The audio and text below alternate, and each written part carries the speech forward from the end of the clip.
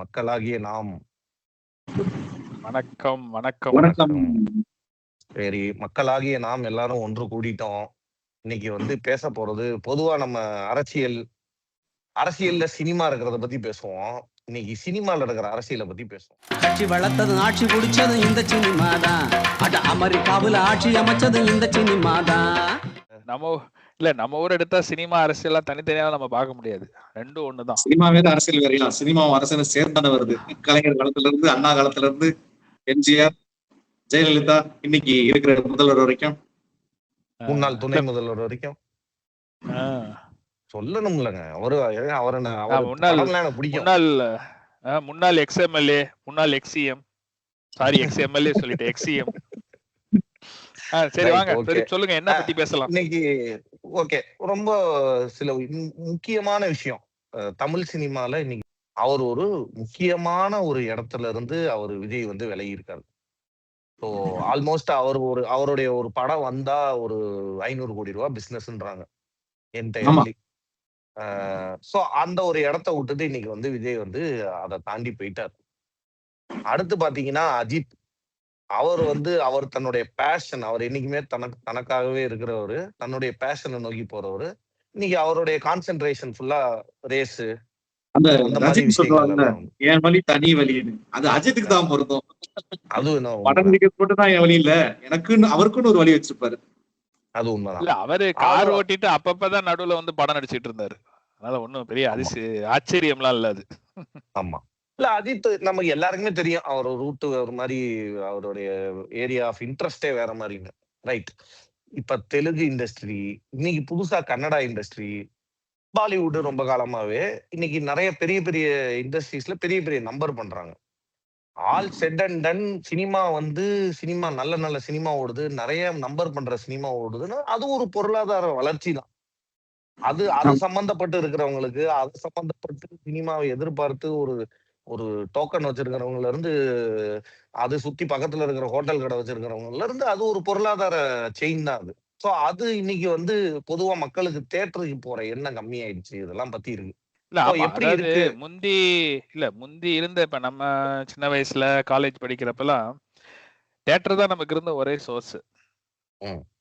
இப்ப ஓடிடி அதுன்னு மக்களை தியேட்டருக்கு கொண்டு வரதே ஒரு பெரிய சேலஞ்ச் ஆயிருச்சு. தூர்தர்ஷனுக்கு முன்னாடி வரைக்குமே தியேட்டர் தான் நமக்கு மெயின். தூர்தர்ஷன்ல வாரத்துக்கு ஒரு படம் போடுவாங்க, அந்த ஒரு படம் தான் பார்க்க முடியும். சன் டிவி வந்ததுக்கு அப்புறம் தான் அது கொஞ்சம் நிறைய அப்பயுமே தியேட்டருக்கு போற கூட்டம் இருக்கு. ஓடிடி பிளாட்ஃபார்ம்னு வந்ததுக்கு அப்புறம் அந்த இது ஒரு பெரிய சேலஞ்ச் தான். அதையும் மீறி ரசிகர்களை உள்ள கொண்டு வந்ததுன்னா இந்த actors, super star Kamal Haasan, Ajith, Vijay, இப்ப இந்த சிவகார்த்திகேயன்லாம் அதுல சேர்ந்திருக்காரு, சூர்யா, இவங்கெல்லாம். சோ இப்ப விஜய் இல்லாத தமிழ் சினிமா எப்படி இருக்கும்? விஜய் மாதிரி ரஜினியை விட்டுருவோம், அவர் அது ஒரு தனி லெகசி, அப்படிதான் நான் சொல்லுவேன். அதை நம்ம டச் பண்ண வேணாம். ரஜினி இப்பயே நடிக்கிறாரு, 173 நடிக்கிறாரு, அடுத்து 174 லோடிங் வித் கமலஹாசன். அவருக்கு பிடிச்ச விஷயத்த பண்ணிக்கிட்டே இருக்காரு. அது தேவையில்லாம அவரை நடுநடுல பொலிட்டிக்கல் டிஸ்கஷன்ஸ்ல இழுப்போம். அரசியல் வேண்டாம், அரசியல் விட மாட்டோம்ல. இல்ல அதுதான் வீட்லயே இப்ப இன்னொருத்தவங்க வந்திருக்காங்களா, ஆமா, லதா ரஜினிகாந்த் அம்மா, அவங்க ஏதாவது கட்சி ஆரம்பிச்சிருக்காங்க. ஆமா, அவர் சிஷியர் வந்திருக்காரு. யாரு, ராகவா லாரன்ஸா? அப்ப திருச்சி எப்படி எலெக்ஷன் எந்த பார்ட்டி? அவரு வண்டி பனையூரா இல்ல கோயம்புத்தூரான்னு தெரியல. திருச்சி கிழக்குல ராகவா லாரன்ஸ் கண்டுபிடுவீங்க சொன்னீங்க, மு.க. ஸ்டாலின் எல்லாத்தையும் எங்க தலையில கட்டுப்படுவீங்க. திருச்சி சென்டர் ஆஃப் தி ஸ்டேட்பா, சென்டர் ஆஃப் தி ஸ்டேட். அதுக்குன்னு நீங்க எல்லாத்தையும் நாங்களே வச்சுக்க முடியுமா?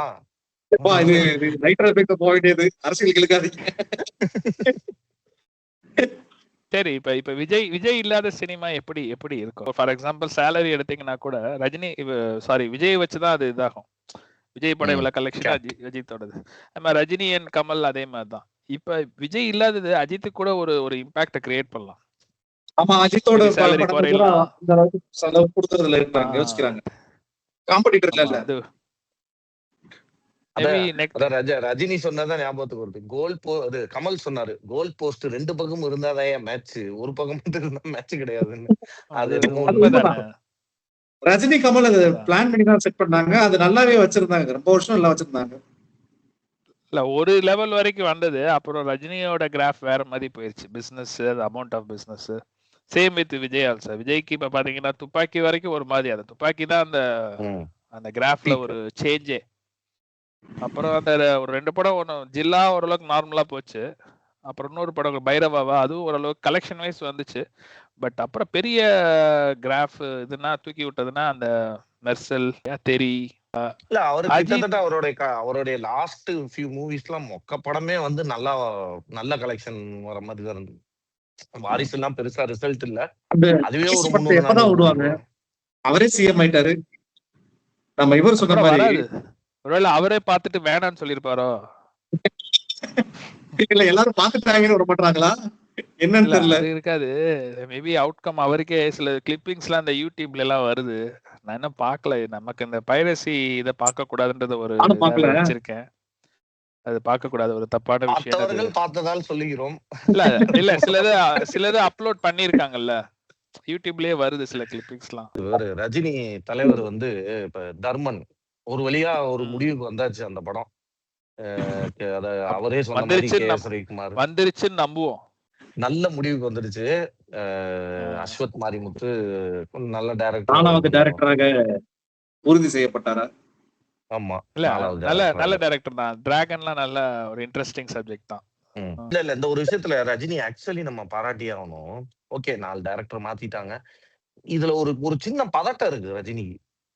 அதாவது கமலுடைய படத்துல நம்ம போய் நடிக்கிறோம், நாளைக்கு அவருக்கு எந்த ஒரு சின்ன இதுவும் வந்துடக்கூடாதுன்ற ஒரு சின்ன கன்சர்னும் ரஜினிக்கு இருக்கு. நம்ம படம் ஃபிளாப் ஆயிடக்கூடாதுன்ற ஒரு கன்சர்ன் இருந்தாலும் கமல் பேனர்ல நடிக்கிறப்ப நம்ம ஏதாவது ஒரு கொஞ்சம் காசு இல்ல, கிட்டா அந்த- தோற்று கொண்டு இல்ல அந்த சின்சியாரிட்டி தான் ஏன்னா தலைவர் இந்த அளவுக்கு இன்ன தேதி வரைக்கும் அவரை அந்த பொசிஷன்ல வச்சிருக்கிறது. அவரை பத்தி 1000 கமெண்ட்ஸ் சொல்லலாம், பொலிட்டிக்கலா மத்ததெல்லாம். பட் அவரோட ஒர்க் எத்திக்ஸ் அதை யாருமே கொஸ்டின் பண்ணவே முடியாது. ஏன்னா அவரை சுத்தி அவர் அந்த செலக்ட் பண்ற டெக்னீஷியன்ஸ் எல்லாமே பெஸ்ட் ஆஃப் த பெஸ்டா இருக்கு பாப்பாரு. அது எல்லா படத்தையுமே எடுத்து பாருங்க. எப்பயுமே அந்த Last இளம் இயக்குனர்களோட சரியா மிக்ஸ் ஆயிடுறாரு. மிக்ஸ் ஆகி இல்ல நல்ல இல்ல இளம் இயக்குனர் வந்து அது உனக்கு இப்ப லிங்காக்கு அப்புறம் வந்த சேஞ்ச். ரஜினி சாரோட தலைவரோட கிராஃப பார்த்தேன்னா லிங்கா வந்து ஒரு ஃபிளாப் ஆகுது. அப்பதான் உடம்பு சரியில்லை, இதாகுது. ஸோ அதுக்கப்புறம் ஒரு ஹிட் கொடுத்தே ஆகணும். அப்பதான் அவர் ரஞ்சித்தை கூப்பிடுறாரு. ரஞ்சித்தோட ஃபிலிம் மேக்கிங் எப்படி இருக்குன்னு நம்ம எல்லாருக்குமே தெரியும். அந்த சப்ஜெக்ட போல்டா எனக்கு தெரிஞ்சு ரஜினி தவிர வேற யாரும், ரஜினி பேசுனதுதான் அது பெரிய விஷயம். ஈவன் காலா கூட. ஸோ அப்பதான் அந்த யங் டைரக்டர்ஸ் கூட அந்த அந்த இது ஸ்டார்ட் ஆகுது. அப்புறம் பார்த்தோம்னா முருகதாஸ் கூட பண்றாரு, கார்த்திக் சுப்பராஜ். ஸோ அதை ட்ரை பண்ணிக்கிட்டே இருக்காரு. ஏன்னா அவர் இந்த கரண்ட் ட்ரெண்டுக்கு அவரை கொண்டு வந்து நிப்பாட்டிக்கிறாரு. திரும்பவும் போய் பழைய டைரக்டர்ஸ் கூட நின்றுட்டு அது சரி வராதுன்றது அது கிளியராகவே புரிஞ்சிருக்காது. ஸோ அந்த விஷயத்துல இன்னொன்று ஒரு பிடிச்ச விஷயத்தை இந்த ஏஜ்லயும் பண்றாரு இல்லையா. ஒரு ஒரு ஒரு பழமொழி சொல்லுவாங்க, அதாவது டெவில்ஸ் மைண்ட், அதாவது ஐடில் மைண்ட் இஸ் டெவில் அப்படின்ற மாதிரி. சும்மா இருந்தோம்னா தான் நமக்கு வயசாக அதுக்கு ஒரு ஆக்டிவா ஒரு வேலையை பார்த்தோம்னா நம்ம அந்த பிரச்சனை அதெல்லாம் நம்ம கத்துக்கணும் அவர்கிட்ட இருந்து. எனக்குலாம் தலைவரை வந்து மூவிஸ் பிடிக்கும். பிளஸ் அவரோட ஆஃப் ஸ்கிரீன் அவர் சொல்ற சின்ன சின்ன கதைகள், அந்த ஸ்டேஜ்ல பேசுறது, பாலச்சந்தரோட எல்லாம் வருது, நீங்க பாத்திருப்பீங்க யூடியூப்ல. அந்த ஸ்பாட் கொஸ்டின்ஸ்னு ஸ்பான்டேனியஸா வரும். அதெல்லாம் பயங்கர இன்ட்ரெஸ்டிங்கா இருக்கும். இன்னொன்னு அவர் ஒரு நல்ல கதை சொல்லி அவரோட இன்டர்வியூஸ் இந்த ஸ்டேஜ்ல சொல்றதெல்லாம் மேபி நல்ல ஒரு டைரக்டர் அவருக்குள்ள இருக்காரு. சொல்றதே அவர்தான். ஒரு குட்டி கதை அப்படின்னு ஆரம்பிச்சாருன்னா நல்லா இருக்கும் அந்த கதையெல்லாம். ஆமா, கதை சொல்றது அது இந்நாள் சிஎம்க்கு வந்து தலைவர் தான் முன்னோடி. அது என்னமோ உண்மைதான். ரைட். அவர் ஒரு தலைவர் தான் முன்னோடி. படத்துல கதை சொல்றது இல்ல, ஈவன் பொலிட்டிக்கல் பார்த்துக்குமே தலைவர் தான் முன்னோடி. ஏன்னா தலைவர் வந்து 2020 வர போறேன்னு சொல்லிட்டு வரல. அவரோட ஹெல்த் இஷ்யூஸ் பிளஸ் 96ல அவருக்கு ஒரு பெரிய ஆப்பர்ச்சுனிட்டி இருந்தது. அப்ப வந்திருந்தாருன்னா கன்ஃபார்ம் அவர் தான். சோ இப்ப நம்ம அப்ப எப்படி பின்னோடிட்டாரு. பின்னோடி எல்லாம் போலங்க, நாங்க வேணாம்னு இல்ல இல்ல சொல்லிட்டோம். அது அவர் பயப்படுற ஆள் எல்லாம் கிடையாது, துணிஞ்சிருக்கிற ஆள் தான். அந்த ரெஸ்பான்சிபிலிட்டி தான் அவர் யோசிச்ச விஷயம். ஒருவேளை ஒரு அரசியலுக்கு வந்துட்டு அந்த கட்சி ஒழுங்கா ஸ்டார்ட் ஆகி ரன் ஆக ஓடலான்னு வச்சுக்கோங்களேன், பாதிக்கப்பட போறது ரஜினி கிடையாது, சரி, அது அவருடைய எல்லா பின்னாடி வரக்கூடிய தொண்டர்கள். அது கரெக்ட், அது எல்லா இதுலயுமே அந்த பிரச்சனை இருக்கும்ல. அந்த விஷயத்தை தான் அவர் அடிக்கடி யோசிச்சது. இல்ல, ரெண்டாவது, கலைஞருடைய நட்பு வந்து அதை தடுக்க ஆரம்பிச்சிருச்சு. கலைஞர் அதுல ஒரு ராஜதந்திரியா கலைஞரோட நட்பு plan பண்ணாரு. தடுத்துச்சதோட கலைஞர் தடுத்துட்டான்னு வேணா சொல்லிக்கலாம் நம்ம. அது நமக்கு ரொம்ப போக வேணாம், நமக்கு தெரியாது நம்ம அப்ப என்ன நடந்தது அப்படின்னு அப்படின்றதுலாம். கலைஞருடைய ராஜதந்திரம் தடுத்தது ஒரு சொல்லணும். ரஜினியையும் தடுத்துச்சு, மூப்பனாரையும் தடுத்துச்சு. அந்த டைமிங்கை வந்து விஜய் சமோ ஐ ஃபீல் அது கரெக்டான டைம்ல கரெக்டா லான்ச் ஆயிருந்தாரு. நல்ல ஏஜ் என்ன இருக்கு, 20 வருஷம் நல்லா ஆட்சி இருக்கு. இல்ல, பண்ணாருன்னா சர்வ இருக்கு. நிச்சயமா பாட்ஷா படம் வரும்போது ரஜினி அரசியலுக்கு வந்திருந்தா எப்படி இன்னைக்கு நம்ம பிள்ளைகள் நம்ம கிட்ட சொன்னிச்சோ விஜய் ஓட்டு போடுங்கன்னு சொல்ற மாதிரி நம்மளும் நம்ம அப்பா மட்டும் சொல்லியிருப்போம். ரஜினி சொல்லிருப்போம், ஓட்டு அவங்க யாருமே கேட்டிருக்க மாட்டாங்க, நம்மள பல்லான்னு காலையிலே விட்டுருப்பாங்க. இல்ல இல்ல அவங்க போட்டுப்பாங்க, ஓட்டு போட்டுப்பாங்க. வாய்ப்பே கிடையாது. படிக்க சொன்னா என்ன ஓட்டு போட்டுட்டு இருப்பாங்க. இப்பெல்லாம் அப்படி கிடையாது, போட்டுக்கு சொன்னா போட்டுதான் ஆகணும். ஆனா அப்ப உளுந்திருக்கும், அது கன்ஃபார்மா அது அடிச்சு வந்திருப்பாரு. அது ஏன்னா அப்ப அந்த மாதிரி அந்த சினாரியோவே அப்படிதான் இருந்தது. ஜெயலலிதா கவர்மெண்ட் மேல இருந்த ஒரு வெறுப்பு. சரி, Correct. அதுதான் அந்த டைமிங் தான் ஒருத்தரை வச்சு. இப்பயுமே அதுதான் ரீசன். இவங்க என்ன வேணாலும் சொல்லட்டும், இந்த இன்ஸ்டாகிராம் அது இருந்தாலும் அண்டர்லைங்கா வந்து ப்ரீவியஸ் கவர்மெண்ட் மேல இருக்கிற ஒரு வெறுப்பு. அண்ட் பீப்புள் ஒரு ஆர் வெறுப்பு லுக்கிங் தான். For some alternative. they already get bored with that 50 years of ADMK and DMK. So ஒரு சேஞ்ச், அவ்வளவுதான். பாஷால இல்ல, எல்லாம் okay. நீங்க அப்ப நீ என்ன படிச்சிட்டு இருந்த ராஜேஷ்? பாஷா படம் வந்தப்ப 8th standard படிச்சிட்டு இருந்தேன். 8th ஸ்டாண்டர்ட், நான் 10th. பிரதீப் அது வேண்டாங்க. வேணாம், ஆமா நீ சின்ன பையன். அது ரொம்ப எனக்கு மனசு வருத்தமான கேள்வி. இல்ல, பாஷா வந்தப்ப தியேட்டர்ல தான் போய் பார்த்தேன். அந்த அளவுக்கு பாஷா வந்து நான் ஸ்கூல்ல 10th அப்ப அந்த சென்னையில 5 வயசு பையன் பேசுற பேச்ச நீ கேட்கலன்னு, இந்த நான் ஒரு தடவை சொன்னா 100 தடவை சொன்னதை பிரதீப் 1000 தடவை சொல்லுவாரு. அதெல்லாம் எல்லா குழந்தையும் பண்ணதுதான். எப்படி ரீச் ஆச்சுன்னு சொல்றேன் பாருங்க. ஒரு தடவை ஒரு இடத்துக்கு போறதுக்கு செயின் ஸ்நாச்சிங் அடிக்கடி நடக்கிற இடம், யாராவது ஒரு பையனை கூட்டிட்டு போ அப்படின்னு சொல்றாங்க ஒரு அம்மா கிட்ட. டேய் யாராவது ஒரு பையன் வாங்கடா அப்படிங்கும்போது ஒரு 3 பசங்க இருக்கும்போது எந்த பையனும் போல. ஒரு குட்டி பையன் 5 வயசு பையன் சத்தம் இல்லாம அப்படி நடந்து போயிட்டு செருப்பை போடும்போது ஒரு டைலாக் அடிச்சான். சூப்பர் டைலாக் அது. அந்த பாட்ஷா படத்துல இருக்குல்ல, அம்மா தாய்மாரை ஆபத்தில் விட மாட்டேன், வெயிலோ புயல் மழையோ மாட்டேன்னு சொல்ல மாட்டேன், வாமா போலாம் அப்படின்னா. அந்த அளவுக்கு 5 வயசு பையனுக்குள்ள அவ்வளவு தாக்கம் இருந்த இடம். ஆமா, ரஜினி படத்தோட இம்பாக்ட் அப்ப இருந்தே அப்படி. நாளா அப்ப ஸ்கூலுங்க, நான் அப்ப சென்னையில தான் படிச்சுட்டு இருந்தேன். ஒரு ICF ஸ்கூலு. ஸ்கூல் ஒரு எக்ஸாம் நினைக்கிறேன், மிட் டேர்ம். அதை முடிச்சு பொங்கல் ரிலீஸ் தான் நினைக்கிறேன், if I'm not wrong. அது அப்போ ஏதோ ஒரு மிட் டேர்ம், அதை முடிச்சுட்டு பிருந்தா தேட்டர், உங்களுக்கு அந்த தேட்டர்லாம் தெரியுமான்னு தெரியல, பெரம்பூர்ல உள்ள இருக்கும். சென்னையை பொறுத்த வரைக்கும் ரஜினி படம்னா ஒரு 2-3 தேட்டர் ரொம்ப இம்பார்ட்டன்ட். ஒன்னு வந்து ஆல்பர்ட், இன்னொன்னு பிருந்தா. மெயின் ரஜினி படம்னா அங்கதான் பார்த்தாகணும். அது எப்படின்னா, படம் ரிலீஸ் ஆயிடுச்சு, என் ஃப்ரெண்ட்ஸ் வந்து சொல்றாங்க, ஏய் படம் பார்க்கலையா, அதுல தலைவர் அடிக்கிறாரு இன்டர்வல்ல தான், அப்படியே தீப்பொறியா பறக்குதுன்னாங்க. நமக்கு நைட்டு ஃபுல்லா தீப்பொறி தான் கண்ணுக்குள்ள இருந்தது, அந்த இன்டர்வல் பிளாக்கு. அடுத்த நாளே போயாச்சு. இதுல அதுல என்ன ஒரு விஷயம்னா, இன்டர்வலுக்கு முன்னாடி ஒரு வில்லனை போட்டு அடிச்சு சாத்தி எஸ்டாப்ளிஷ் பண்ணி பின்னாடி ஒரு செகண்ட் ஹாஃப்ல இதை விட சம்பவம் இருக்குன்னு சொல்லி காட்டணும். அது வந்து சக்சஸ் ஃபார்ம்ல எங்க இருந்து எடுத்ததுன்னா, எங்க வீட்டு பிள்ளையில வரும். எம்ஜிஆர் அப்படியே கோலையாவே இருப்பாரு. நமக்கே படம் பார்க்கணும், என்னடா எம்ஜிஆர் போய் இப்படி அடி வாங்கிட்டு இருக்காருன்னு தோணும். அந்த இன்டர்வலுக்கு முன்னாடியே சவுக்கு எடுத்து அந்த நான் ஆணையிட்டால் பாட்டு அட்டி வெளுத்துருவாரு. அது இன்டர்வல்லே அவங்களுக்கு எல்லாருக்கும் ஒரு உற்சாகம் வந்துடும். மேபி இந்த படம் ஆர் எம் வீரப்பன் ப்ரொடக்ஷன் அந்த ஃபார்முலா தூக்கி அவர் கொடுத்துருக்கலாம், இந்த ஃபார்முலா யூஸ் பண்ணுங்கன்னு. ஆனா பாட்ஷா படம் அந்த இன்டர்வல் சீனே பாத்தீங்கன்னா அப்படி கூஸ் பம்ப்ஸோட தான் வரும். இல்ல இப்ப பாஷா நம்ம பல ரஜினி படங்கள் பார்த்திருக்கோம். இப்ப நம்ம விஜய் நடிச்ச படங்களோடதும் ஆல்மோஸ்ட் அதே ட்ரெண்ட் தான், சக்சஸ் ஃபார்முலா. இப்ப நம்ம இவரு சிஎம் ஆயிட்டாரு, தலைவரோட ட்ரெண்ட் அங்கிட்டு ஓடுது. வேற யார் அந்த மாதிரி படங்கள் எடுத்தா இனிமே இந்த மாதிரி ஒரு சூப்பர் ஸ்டார்ன்றது யாருக்காவது வரும்னு நினைக்கிறேன், இல்ல சூப்பர் ஹீரோ அப்படின்றது இப்ப இருக்க கரண்ட் ஹீரோஸ்ல எனக்கு தெரிஞ்சு யாரும் அதுல சூட் ஆகிற மாதிரிலாம் தெரியல. நீங்க என்ன நினைக்கிறீங்க? துப்பாக்கி தூக்கி சிவகார்த்திகேயன் தான் கொடுத்தாரு. சிவகார்த்திகேயன் தப்பாலப்பா சுட்டாரு. சரிங்க, முதல் தடவை சுட்டு பார்த்தோம், இனிமேட்டு கரெக்டா சுடுவாங்க. தப்பா இல்ல, ஆனா சுட்டார்ல. அதான் ஆர்ஜே பாலாஜி கருப்பு படத்துல சொல்லிட்டாரு, அதே ஒரு நக்கல். அது பாத்தீங்களா? அது பார்த்தேன் ஏன்பா துப்பாக்கி கிடைச்சா நீ யாரை துப்பாக்கி வேணா கிடைச்சு சுட்டுருக்காரு. இல்ல ஆனா ஓகே. பாலச்சந்தர் ஒரு தடவை சொன்னாரு, நான் சொல்றது ரொம்ப காலம் முன்னாடி சொன்னாரு, Vijay is probably the last Tamil super star அப்படின்னு சொல்லி சொன்னார். மேபி அது வந்து அதாவது சூப்பர் ஸ்டார்னா சூப்பர் ஸ்டார் ரஜினி அந்த அந்த மாதிரி ஒரு இது சொல்ல, ஒரு அந்த ஒரு top செலிப்ரேட்டட் hero. செலிப்ரேட்டட் ஸ்டாரா செலிப்ரேட்டட் ஆக்டர். இந்த எராவோட அது முடிஞ்சிரும்ன்ற மாதிரி நிறைய பேர் எனக்கும் சொல்றாங்க. அப்படிதான் தோணுது. என்னோட எனக்கு அப்படி தோணலப்பா, யாராவது ஒருத்தர் வருவாங்க, அப்படி மொத்தமாலாம் விளையாட கூடாது. இல்ல ஒரு வகையில அது சினிமாக்கு நல்லது. ஏன்னா இப்ப என்ன ஆயிடுதுன்னா, சின்ன சின்ன படங்கள் நல்ல நல்ல கண்டென்ட் படங்களா வர ஆரம்பிச்சிடும். கிட்டத்தட்ட நம்ம மலையாள சினிமாஸ்லாம் எப்படி நம்ம பிரைஸ் பண்றோமோ அந்த மாதிரி ஒரு கண்டென்ட் ஓரியன்டட் மூவிஸ் அந்த மாதிரி வர ஆரம்பிச்சிரும். இப்ப சொல்லாத குறைக்கு இப்ப இந்த ஒரு 6 இந்த 2 மாசமா வந்து பாத்தீங்கன்னா நிறைய சின்ன சின்ன படம்லாம் ரிலீஸ் ஆகுது. சிகப்பு பூதம்லாம் உள்ள இல்லாம வந்து வந்து நிறைய சிகப்பு பூதம், சிகப்பு ரெட் ஜெயண்டியா சொல்றீங்க? அதேதான்.